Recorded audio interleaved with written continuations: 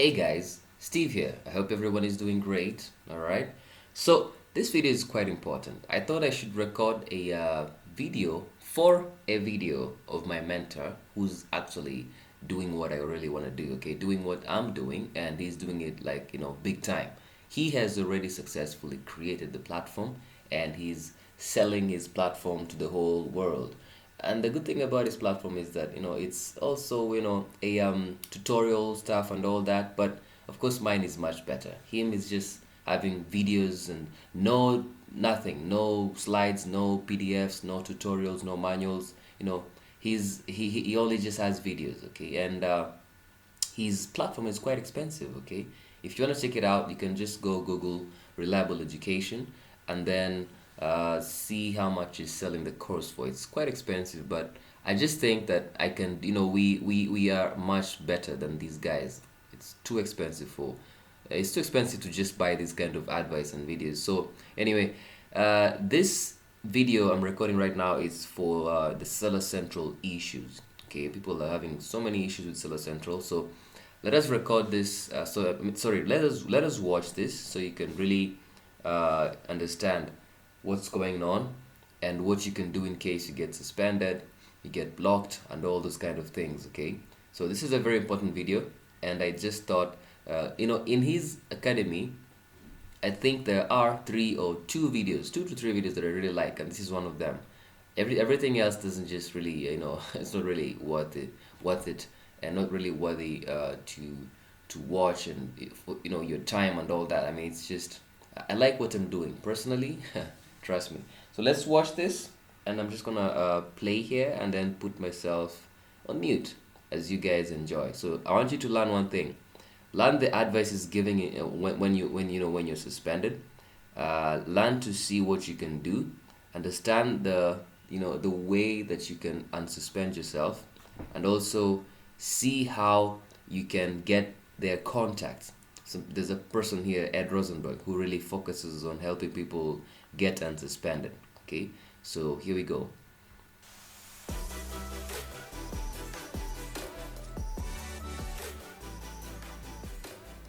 All right, guys, how easy did that look? Super simple, but it doesn't always go so smoothly. Sometimes you will get suspended within a week of opening your account. It happens. Now, in fact, if you want to see that stories of that, you can go into our private Facebook group, type in suspension or suspensions, and you'll see a whole area of dialogue around people who've been suspended, what they did to get unsuspended, and so on. It's interesting reading, and if you get suspended, definitely go in there and do that. Put suspended, suspensions, those keywords in, and do some reading before you go into the Facebook group and start asking questions yourself. So I'm about to bring on a guy who is very well known in Amazon seller circles globally and private label seller circles globally. His name is Ed Rosenberg. Ed is an Amazon seller himself, has been since the late first decade of the 2000s. So I think 2010 or something, 2009 he started on Amazon. So he's an OG in Amazon world, and he still sells on Amazon. And I met Ed actually at a trade event in the United States. And he then started teaching people who were suspended how to get unsuspended, because he's got a very calm, logical approach to doing it. And he's learned we call him the Amazon whisperer, because he kind of understands how Amazon thinks. And now he helps people who are suspended get unsuspended, but they give him logins to their account, and he speaks from their account as if they were him, and his success rate is extremely high. So he's an expert in this area. What I love about Ed is not only that he's a seller, is that he doesn't really care whether you use him or not. He's happy to talk about what you can do to do it and what he'll do. It's just he seems to have a knack for it. And I actually got suspended once myself, not in the account opening process, but later on, and Ed got me unsuspended after me trying to do it unsuccessfully because I got all pissed off and emotional. So what we're going to do without further ado is jump over. Now, this interview was recorded at a time where there was quite a lot of Amazon suspensions going on right after people were opening their accounts. So people opened their account, within a week they were suspended, and then they couldn't get unsuspended. So we got Ed in to talk about the problem. So we had a really frank discussion. So it'll just add a lot of perspective to things. So here we are, without further ado, me interviewing Ed live from New York. All right, everybody. Here we are with the long anticipated interview with Ed Rosenberg. Ed, welcome to the call. How are you? I'm doing great, and thank you for having me on. I appreciate it. I was just thinking this morning, when was the last time we actually did this? I think it was about 2 years ago when we were just starting out. Yeah, it was a while. It probably was around 2 years ago. Yeah, I'm doing a lot more videos than on my own. yeah. Now it's just, I find it time consuming, so it's easier to do it this way and have you do the editing work. Yeah. Well, thanks for taking the time. Now, for those of you who don't know, Ed is someone who has, I guess, become quite well known in the Amazon seller communities around the world because from early on he's been helping people in the area of dealing with Amazon around suspensions and all kinds of things. And he runs his own kind of seller community. And what I love about your community, Ed, is that you are very, very business focused. There is zero fluff and padding in around your emails. And in this day and age, that is incredibly appreciated by people who are busy business people, which is really who you cater to, right? Like your target market is sort of normally bigger Amazon sellers, people who are trading, in reasonable volumes. So they don't have a lot of time. Right up front, I might just mention that. How is the best way for people to join your seller email list? Because that newsletter you put out is one of the few things I actually read and do recommend to people. So how would they go about getting that? Yeah, so at afgtg.com, there's a join email list. Okay. And I agree, most people don't have time for groups, don't have time for chats. Most sellers, business owners, they just want the once a week summary, like telling what to look for. And people tell me they don't even read past like the second or third bullet point, Yeah. which I get because, I could see in the news, half a country could be on fire and like I just look at the headlines and go to the next, right? Yeah, 100%. So, yeah, the email list is highly recommended because I understand people, many people don't have time for the groups, especially when you're dealing with compliance. So I think these summaries, the email summary, I think gives you pretty much what most people would need. Mm. And to give people a perspective, Ed, I mean, how many sellers are you dealing with and what types of businesses have they got? Because in our little corner of the world, they're private label sellers, our students, mostly fairly new to the Amazon platform. But you're dealing with, traders in New York and all over the world that Amazon's a channel for them. Can you tell us a little bit about that, like who you're working with and, what you do? Yeah, well, one of the things that surprised me the most when I'm now at this side of the business is the sheer size of some of these sellers, and it's all over the world. I used to think I think a big concentration of the super large sellers are in New York, New Jersey, and the East Coast, and that is still true. But I've met all over America, Russia, China, very legitimate, hardworking, humongous businesses, $50, $75 million in sales, and it's incredible how it's really all over the world. Like, it's not just a lot of people think that it's this part of the world or that part of the world, and it's probably more diverse and spread out than I think many people think. Like, people in New York think they're the only big sellers, in the world, but then it's completely not true. Yeah, and the reason I asked you that, Ed, is because I know for a lot of our students, they're sitting at home all over the world as well now. We started in Australia, we now have nearly 10,000 students as we're recording this. And they sort of see their own interaction with Amazon as Amazon, but it's really only such a tiny slice. I remember when I first went to a big trade show, I went to Prosper in Vegas, and I sat down at a table of Jewish New York trading families that would, these guys had big businesses out of New Jersey and New York. And I just sat there feeling like this little minnow amongst these guys who were just doing millions and millions of dollars. And it's a really interesting, eye-opening experience to see how big the Amazon marketplace really is. And they face the same challenges we face, right? Exactly, right. They all face the same challenges. Like one thing what's universal is, and that's why I like to do those polls on Facebook, is you really get a lot of uniformity. Like the same people sitting in New York and the people sitting in Australia, they both don't understand like the same logic sometimes what Amazon uses. You know, it's not just a certain group of people. Like, we all face the same frustration just trying to understand and connect to Amazon. And what I've also found over the years is that in a sense, like I think these groups help Amazon too, because you know, they're a group of people as well. And it's not like they're hiding the information and they're just trying to see who's going to guess it. A lot of times they don't see the full picture as well. And I do think that these groups benefit Amazon in bridging their communication divide. Yeah, there's a real mismatch between entrepreneurs who are just get it done, and Amazon who operate from policy and procedure, and that's how they scale to where they are, is by having policies and procedures, and you have to run a company by policies and procedures at the scale that they're running.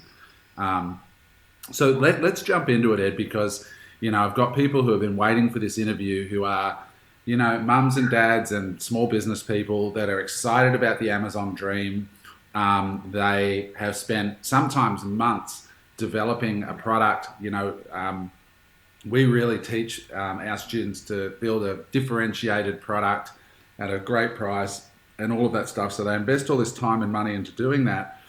And then when the product's about to leave China and they paid the supplier, they go and open an Amazon seller account, and it opens, and then within days or a week or sometimes 2 weeks, they get an email saying, like the case that I sent you just recently. We have so many of them, where they get an inquiry from Amazon. They say we've deactivated the account temporarily, and so on. And then their Amazon dream comes to a grinding halt. Meanwhile, they've got a ship full of stuff on its way to a warehouse in America and nowhere to send it. And all of a sudden they've got cash tied up, a warehouse fees accruing at a third-party fulfillment center, and they can't send their stuff in because they can't open an Amazon account. So you can imagine how stressful this is. So let's talk high level firstly. How big a problem are you seeing it? So we're recording this right now in June 2019. What's going on out there in the marketplace? Are you seeing this around the world? Are you seeing it from certain marketplaces? What are you seeing in this regard? Because it has spiked recently in our experience.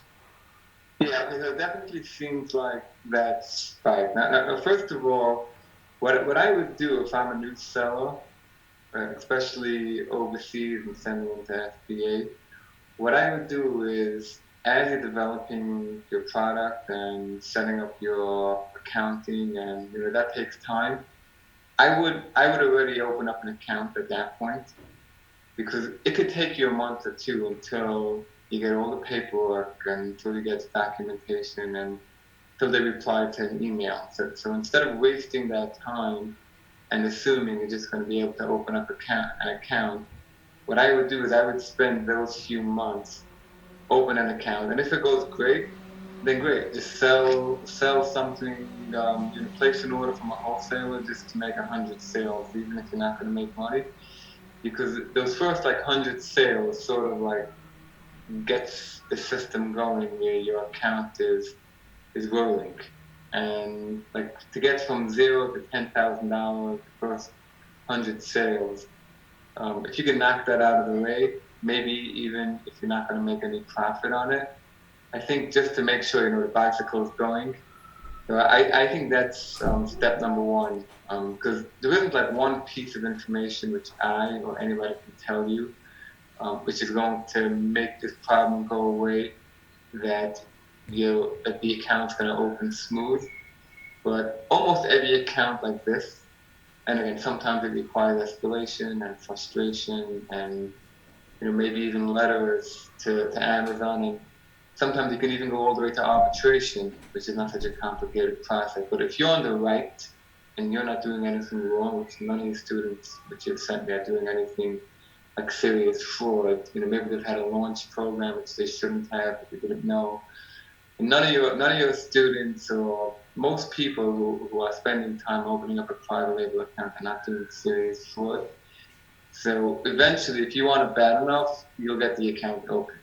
So why waste the time, the 2 or 3 months in which you're spending on developing the product and waiting until the product comes in and working on the packaging, and then open up an account?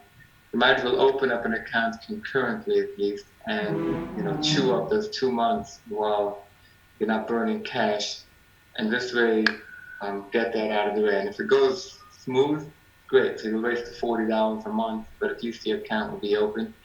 What I would do is I would practice sending some items to the FBA, the safest items you can. I'm sure amongst the 10,000 students you can find, people who will help each other just to make sales. And once you get those 100,000 sales out of the way, then I would say you passed many pitfalls which they put up just to make it difficult. Yeah, that makes 100% sense. The one thing you said there, I think we're sort of saying is don't get friends to buy your products, because we're sort of a bit freaked out about Amazon, seeing your social connections and then seeing that they're connected on social and they're buying products. Do you see that as a problem? Or I suppose it's a problem if they leave reviews, but maybe if they don't leave reviews, it's not so much of a problem.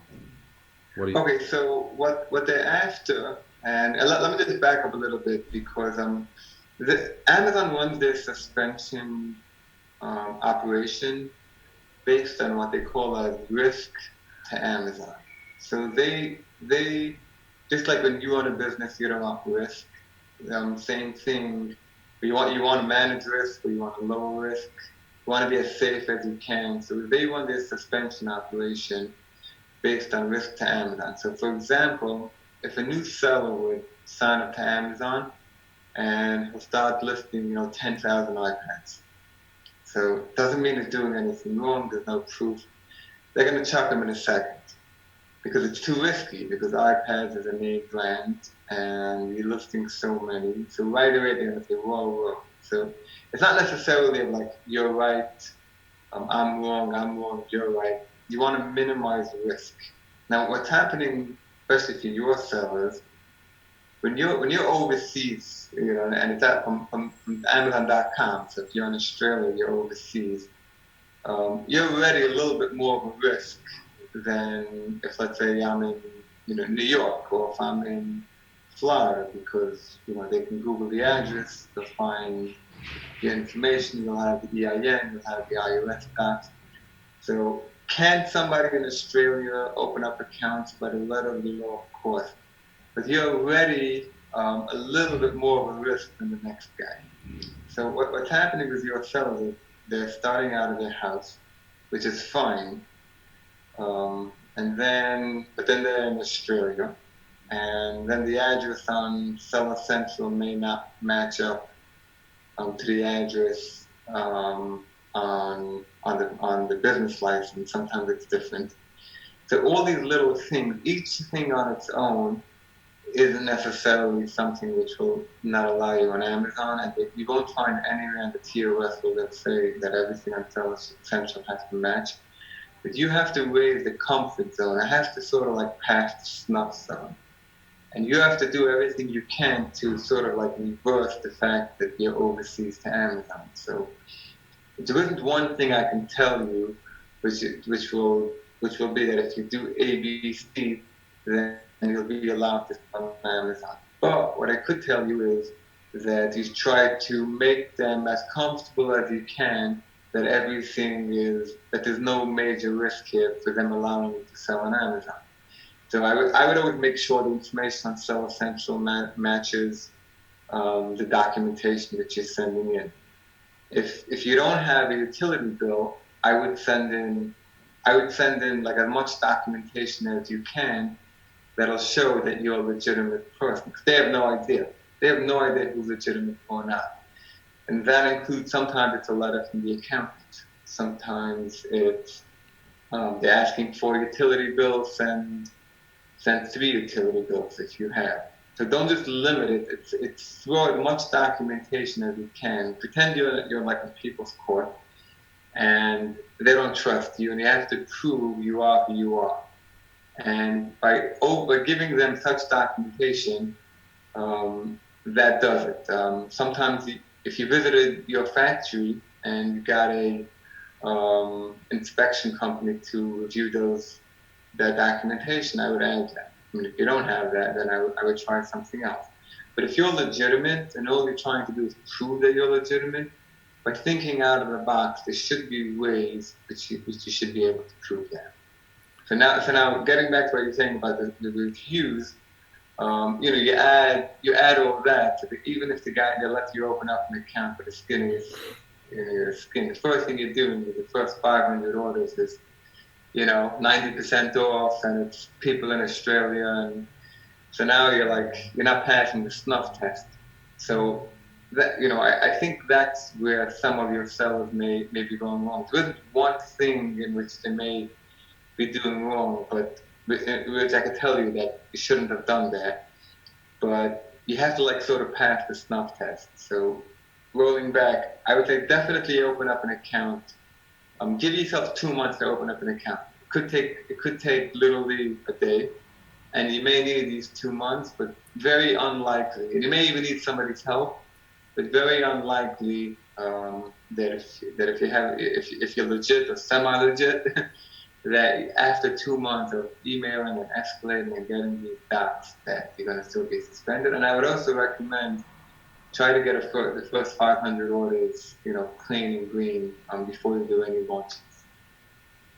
That's interesting. So, so you're saying even if they only ask for these 3 things, like a driver's license, utility bill, or whatever, hit them with more stuff as well. Give them a copy of your passport, a letter from your accountant, your business registration certificate, anything, bank statement, anything that's going to verify who you are, and if necessary, a cover letter written politely and non-emotionally, as if you were in a people's court, that lays out the facts and says, on my bank statement, it might say, AJ Hudson instead of Adam John.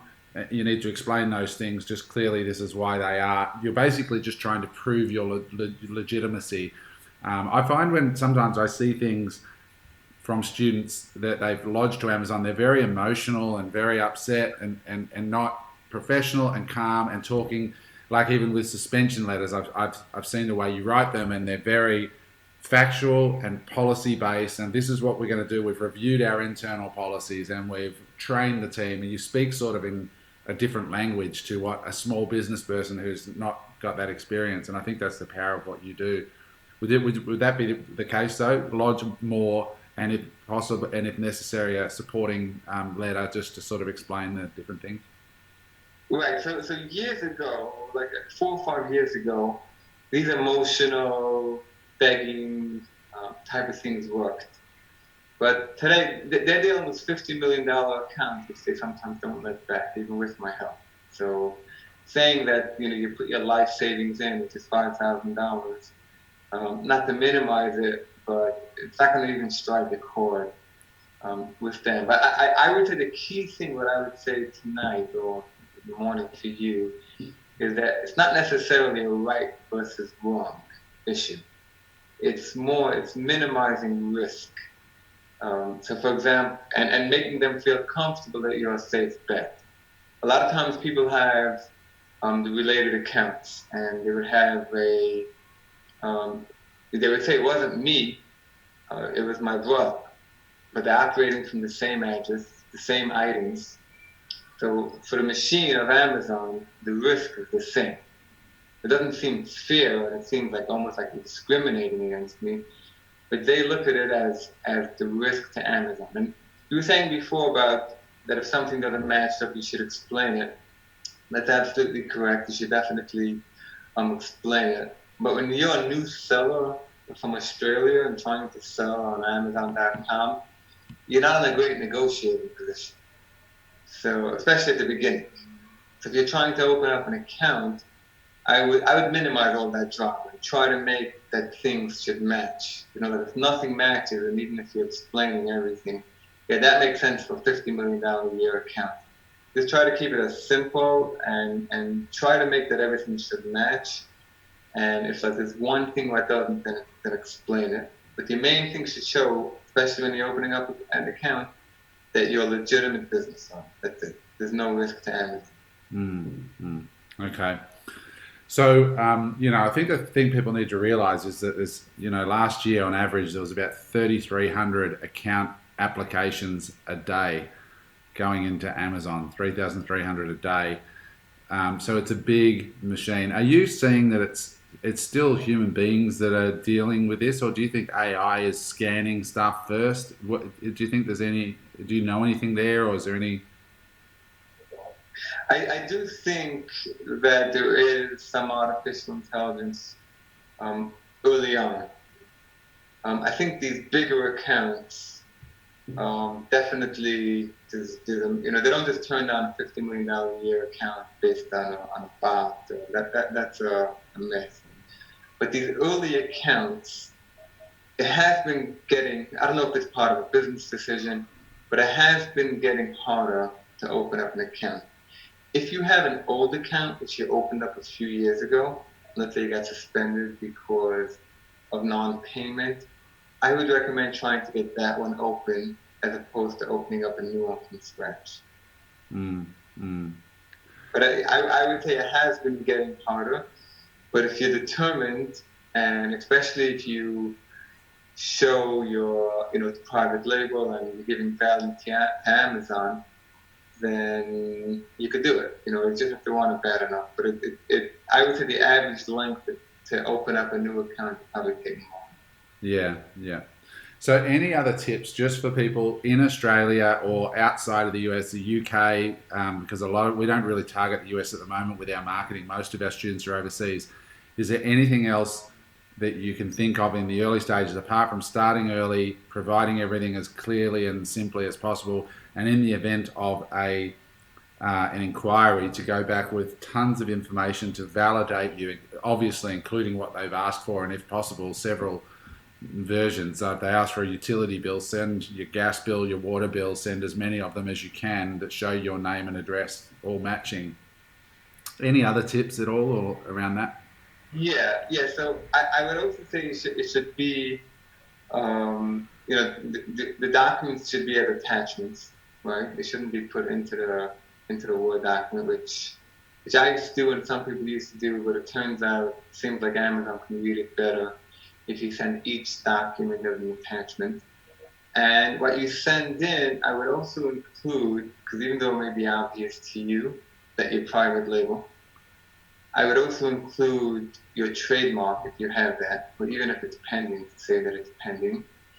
And I would also include one line, especially if you're doing like earphones or things that you've taken care to make sure that there won't be any infringement. Because even if it's private label, there could be patent violations, trademark violations, and just to throw in that you understand that you've taken precautions either to retain the lawyer, or you've studied, or you've had somebody review your products to show that there'll be no rights owner infringement complaints, because that's been happening more and more for private label sellers.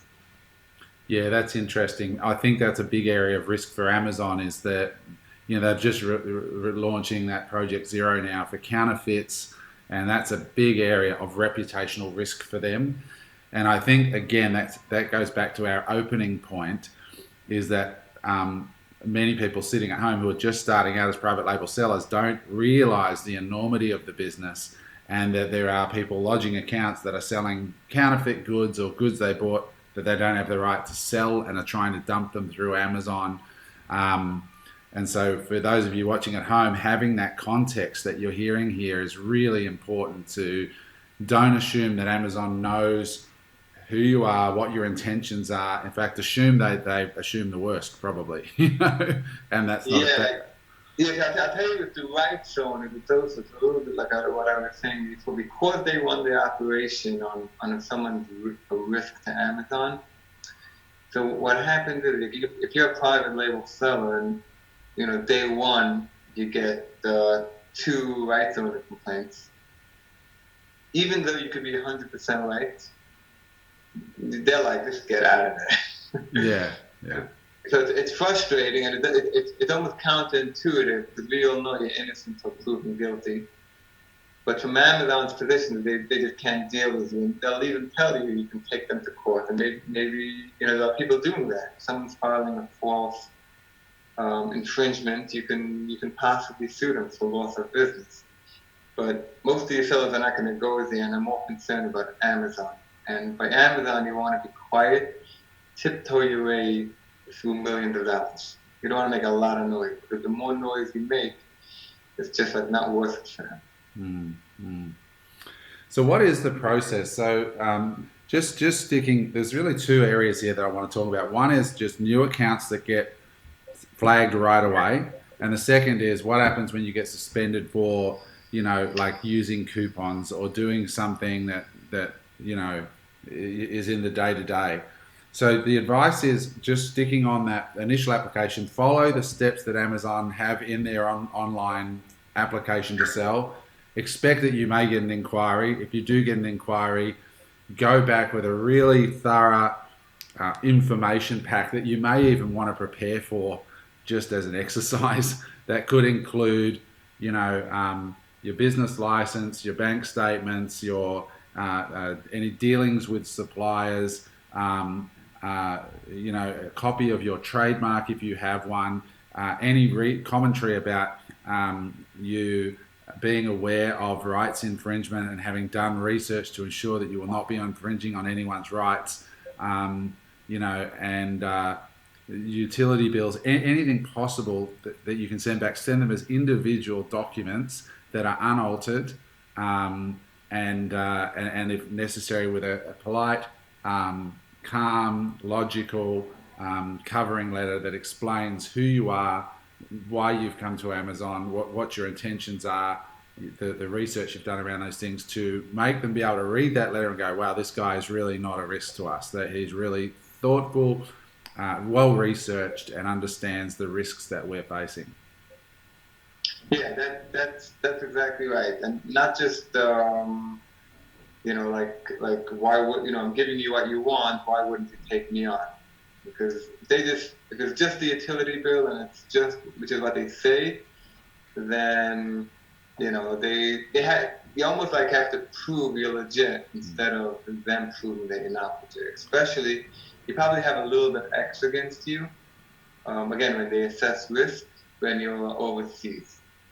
Yeah. So it's like one more, like, what do we need you for? But you could do it, but you're starting a little bit behind the eight ball. Yeah, it's interesting, and I think you've just got to remember, guys, watching this, that there's 33,299 applications behind you that day. So they, you know what I mean? They don't have any real need, and there'll be 3,300 applications the next day, and the next day, and the next day, and the next day, and the next day. So, you've just got to make a really strong case for your legitimacy, understanding that Amazon are being used by some unscrupulous people to steal intellectual property rights, to clear stolen goods, counterfeit goods they don't have the right to sell, and so on and so on and so on. So when you are communicating with them from that standpoint, and you come back with an extremely strong case for yourself, that's probably going to do you much better. Yeah, and I will say something else that recently, I don't know why, for the new accounts, they used to respond for like 12 hours. And if they don't respond, bad sign. Now it seems like it's much, they could respond after 5 days that you reinstated. So maybe, I don't know if there's a backlog or they're being more thorough, but they are taking slower to respond, at least as of the moment, for these new accounts. And what's your advice there, Ed? Should you just sit tight, or should you keep emailing them? Yeah, that's a tough question. And The problem with keep emailing them is that they can mark your account like you know, because every big company, PayPal has, they know people could just spam them, so they can easily just like spam your account. If you're too excited, if you're too aggressive, you know, if that happens, that's no good.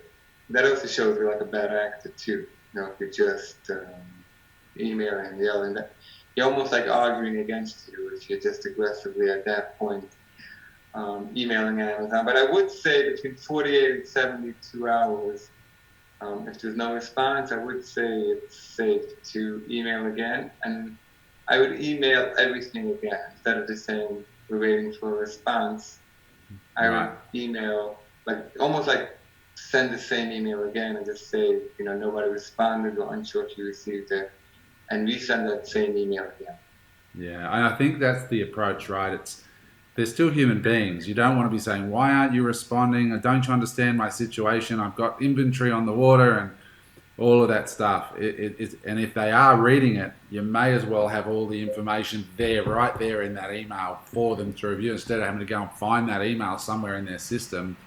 It's always best to have the case with you and remain polite and assume that they may not have gotten it. So here it is again, and thank you for your consideration. Yeah, and it's very frustrating. It's very frustrating, this process. And this whole Amazon, the way they have like total control, it's extremely frustrating. But I do think that, you know, over the past couple of years, overall, not the opening up a new account, but you know, for various reasons, the fact that they have these forms, the fact that Amazon's trying, that they have a better dashboard and portal. I do think once you get past the opening the account, and I wouldn't just say past just the opening, let's say past the opening and past the first, let's say, 1,000 sales, I would say from that point, I do think it's gotten easier and more secure. There's more information out there than it's been in years past. But now opening up a new account is a challenge. It definitely is. Yeah. So turning now to, you know, getting accounts unsuspended that have been suspended for a variety of reasons. What are you seeing commonly that people are being suspended for at the moment in third-party sellers, like private label sellers? Private label sellers like us, what are they doing wrong most often to get suspended once they're trading? Okay, what I find lately is the messaging. And when the messaging and the inserts, it's still pretty much a problem. And what they're after, first of all, it's obviously very easy for Amazon to find non-compliant messaging because you're going through their system. So, and they're constantly getting better at finding non-compliant messaging. So anything which incentivizes a review pretty much is against compliance. And these investigators, they seem to have like a certain degree of flexibility. They don't even want to be close because, you know, someone can look at it with a bad eye and you can get suspended.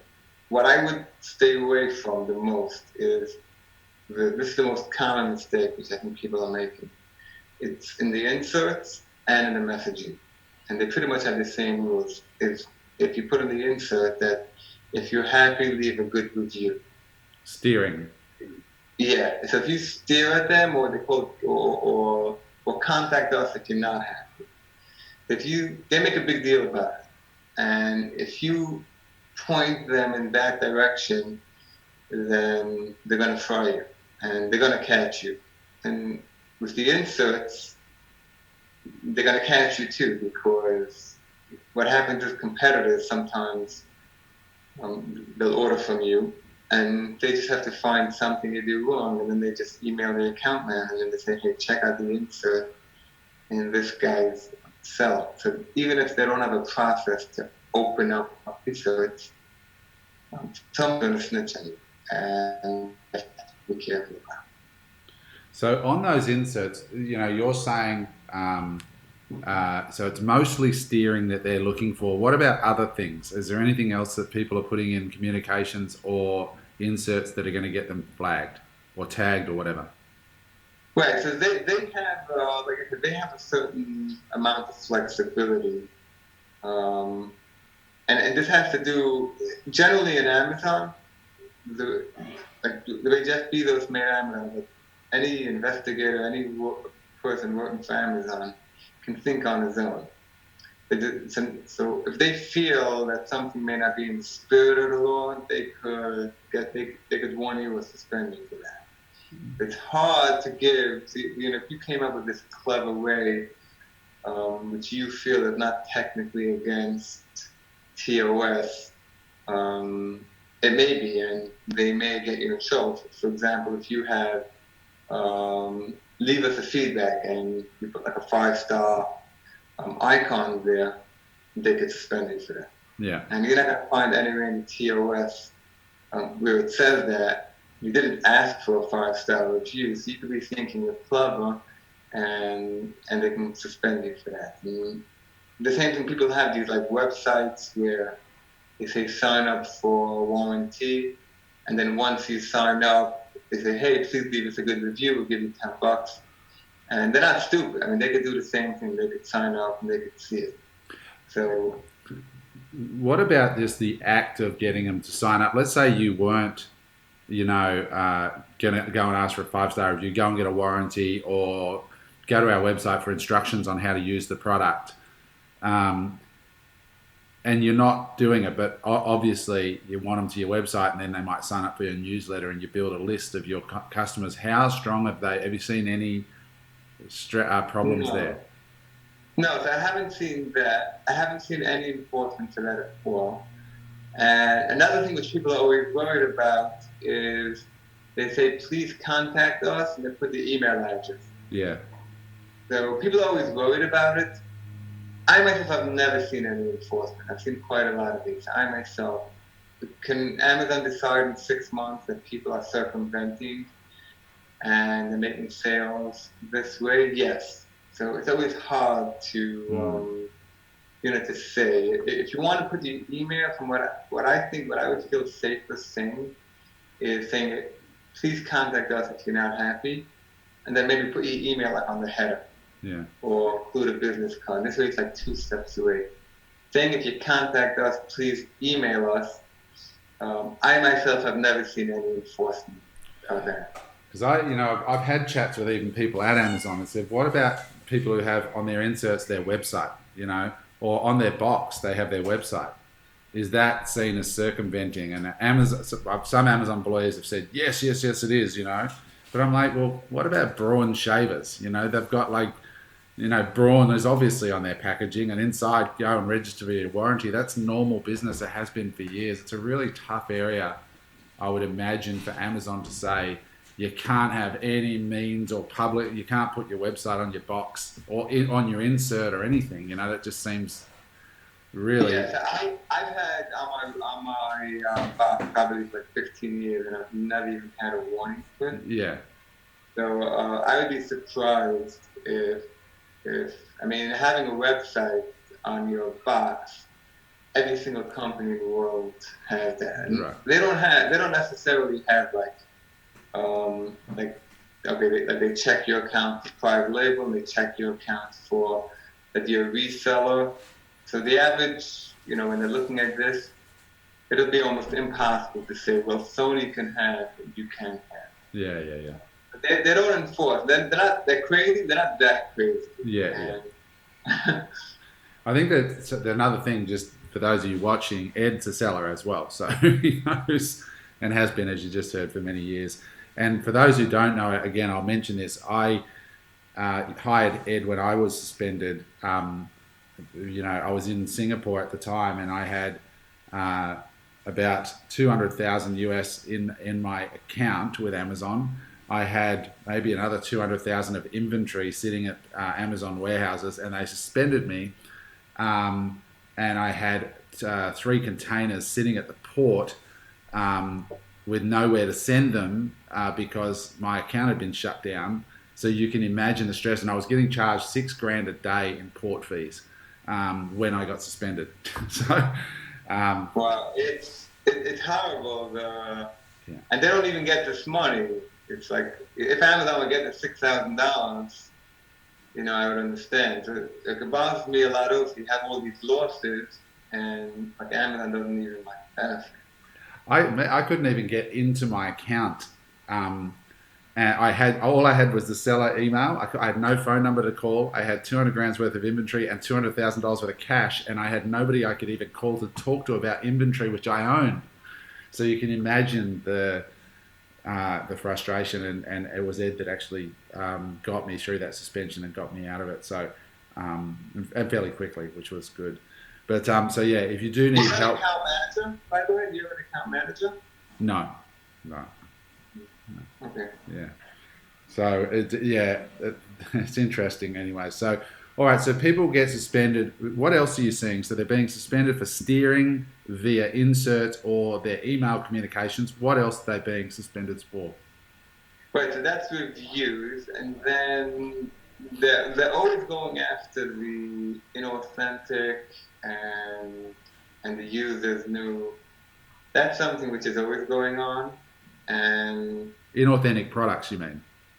yeah, and the fact that it's private label. Inauthentic is sort of like a general word they use that something ain't right. And so there's no point in getting caught up that how could it be inauthentic if it's my private label. No point in even making that argument, because when they use inauthentic, it's materially different. It's just the customer had a bad experience.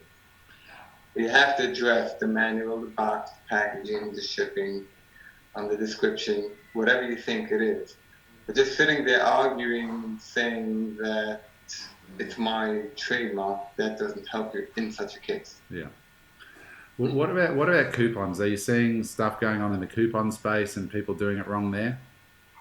Yeah. So what I see is they must have percentages, but if you have a highly discounted coupon code and you sell like too many, like a surge, I don't know what the numbers are. I don't know if it's 80%, 90%, but it's around somewhere between 70 and up.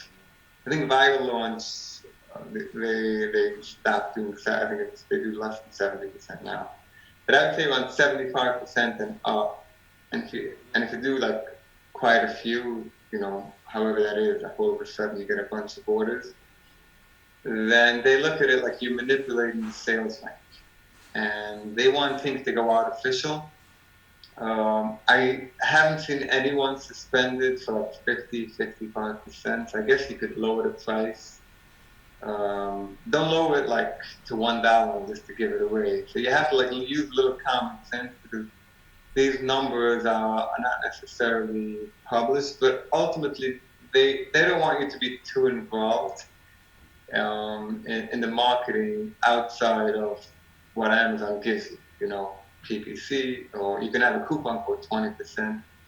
Seems like they don't want you to be in, have too much of a involvement in pushing. They want it to be natural. If people like your listing and 20 people look at it and 4 people buy it, that must, and 2 leave good reviews, then it must be a great item. And when you interfere with that system, then that's where you get in trouble. Anything artificial, basically, to stimulate it with, coupon groups or any of that stuff. Even if, my view is at the moment that, review groups, even if they're compliant now, are probably not going to be compliant longer term, even if they're coupons. It's just that unnatural. The only reason you're doing them is to manipulate the sales rank, really, and it's an area I think that it's probably safer just to go get PPC, put your product to market, keep it consistent, play the long game. Otherwise, you really are sort of skating on thin ice there. Yeah, what I found is underrated, and it seems obvious out of listings. That listings should be like, I would put the money in, instead of spending a couple grand on giveaways, to make a stunning listing, especially if you have EBC and some of these services. I'm sure they may charge a couple. But making a stunning listing like that, I think I would put my money in that, and if eventually, like oil rises, right, and if it's a good product, You don't necessarily have to artificially push it. Eventually, it'll take longer, but it'll be more sustainable. And I think that's what Amazon's vision is that they pretty much decide where the items rank and where they go. And if you have a great item you want to get in front of people's eyes, well, you could just do regular PPC. And if it's a great value, people are going to start buying it and start lowering the PPC as it ranks. It just takes some time, right? You're going into the biggest shopping center in the world. You can't expect to be eye line in the main aisle from day one. You have to earn your way there through getting customers, getting reviews, getting feedback. It's not you're live, you're making money. It's you're live. Yeah. Now you prove yourself over time. And you said you've been selling for how many years now on Amazon? Well, we're probably around 15 on Amazon, much longer on eBay. And I would say that years ago, it was like that. Yeah. Like, oh yeah, sure. That's what, right? Yeah, I started 8-9 years ago, and it was much easier to get ranked then. But the marketplace was also much smaller then as well. So the dollars and the opportunity is still great now. It just takes a little longer to get there, but there's a quantum of money larger now than there was then. Yeah, I think now you get more rewarded for innovation. 100%. Yeah, that's what I've seen. And if your whole thing is, nicer packaging, I don't know. But it's innovation and just like business, the definition of business is filling a need. And, I met somebody who created, he was looking for a toy for his children, and they only had it at 36 inches, and they kept looking for something larger. They didn't have it. So he said, he was an Amazon seller, so he made it. And it wasn't even a private label seller, and it did extremely well on it. It was innovation and pretty much filling a need, which is how business always works. Is there anything else you're seeing out there, Ed, at the moment that private label sellers are doing wrong consistently, either in their responses to Amazon or in what they're doing in their business? What are you seeing that they're doing wrong when you get somebody who comes to you and they're distressed and you look at what they've done? They've usually got themselves in that worst pickle. What are they doing wrong, and what could they do better, and when should they talk to you? Right. So, I help more with compliance, but not necessarily for building these items. But what I would say is that I'm invested with somebody.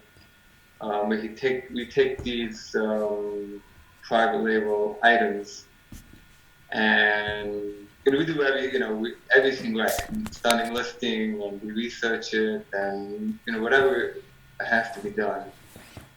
And still only like 2 or 3 out of 10, I would say, are home runs. Yeah. So you take someone that's starting and doesn't have maybe this experience, and maybe sometimes not this capital to put in PPC. I think a lot of times people will keep going. Maybe at some point you may have to realize that there's no demand. And if you do 2 or 3 out of 10, doesn't mean the other 7 you'll lose everything, but you get 2 or 3 winners out of 10, that's pretty good. Yeah. But if you put everything in one, and it's, you did the good listings and all of that, it could be just the demand isn't there, and that's possible. And I would sort of go to the next one at that point. From a compliance point of view, though, what do you see people doing wrong? I mean, where do you see people going wrong with compliance? Well, people look for the shortcuts, and they think that that it's not a regular business, and if they just hire this guy who doesn't tell you what he's going to do, but it will get you in the top, top 2, 3 listings, just because you don't know what he does, and the guy sounds trustworthy and he did it for somebody else. I would say that's the biggest mistake people make. Sometimes you even see a listing that's up there for 6 months, and for sure people are saying it's wrong. Now, how those sellers stay up, I don't know. But taking advice like that, and looking for shortcuts, and your proof being that somebody else did it, I would say that's something which I would look out for. I know that some people do a lot of it. Take they'll take, let's say, an old item that had a good ranking or these good reviews, and they'll just completely take over the item. So it'll be a completely new item. So I can't imagine that's compliant, but people do that, and that's like a type of thing which I would stay away from. Yeah. So no shortcuts. Innovate with a great product. When you do deal with Amazon, deal with them calmly and from the perspective that your character is in doubt, because there are a lot of dodgy people out there, sketchy people out there. So you need to approach that from that mindset. Be thorough, detailed, compliant, calm, and when appealing. Like, one last thing I wanted to ask you: when people get stuck with a suspension, your work, you kind of say things like, we've reviewed our internal policies and we've updated our staff and trained them on better practices. Rather than just saying, oh, we won't do it again, you actually explain it and lay out, as if you're talking to a corporation, how Amazon would fix a problem like that. Is that really the case? Yeah, they have a certain, they want things a certain way, and they want the root cause, they want the root analysis. Yeah. And you see a lot of times Amazon throws out the word, give us the root cause and how you solved it, and it's not really applicable. But it's so baked into Amazon, the root cause and how you're going to fix it. So, they're looking for that. And other than that, you have to first decide when you're suspended, did I make a mistake or did they make a mistake? If they made a mistake, then yeah, I would say, I don't know if I would admit to something which I didn't do, and you can probably, especially after escalation, you can get it reinstated. But most of the times, you made a mistake. Because they don't just guess, what I mean? So if you made a mistake, then they know you made a mistake. They're not just guessing, it's based on facts. And it's very hard if they know the facts for you to say you didn't do it. Yeah, yeah. So don't assume that you're going to get away with it, so to speak. No. They're very analytical people that work there, generally speaking. And having gone to Amazon's head office just recently, and I sat down with one of their product managers, and they talked about Amazon's hiring policy, and they're just so incredibly smart in the way that they hire people and bring them on and put them through a process, and they attract very intelligent, analytical people. And they're running a multi-billion-dollar platform, and so you need to approach it that way. So Ed, if people get stuck, what is the best way to get assistance in the event of a suspension, or how do we reach out to you? Again, is it through the same website? Yeah, through the website, and over there, if you want to join the Seller Performance group, the Facebook group, I highly recommend. Email summary if they want. I definitely highly recommend. If they do need me, I hope they don't, but if they do need me, so then they can, on the contact us, they can contact me there, or you fill out a form. Yeah. And, you put the information, and, a lot of times I just look at it and I don't think I can help. Yeah. But if I can help, I could send you, we may be able to do it. Yeah, and guys, I've got Ed on here, not for no reason. Ed's been helping. He's helped me, and he's helped many other students. And he does say if he can't help, and he's very matter of fact. He's really, it's a business, but he's also very, very direct, and he doesn't mess you around. So. Yeah, that's great. Ed, thanks again, mate. I really appreciate your time, and I will talk to you again soon, no doubt. Okay, thank you so much. Nice chatting. Have a nice day. Thanks.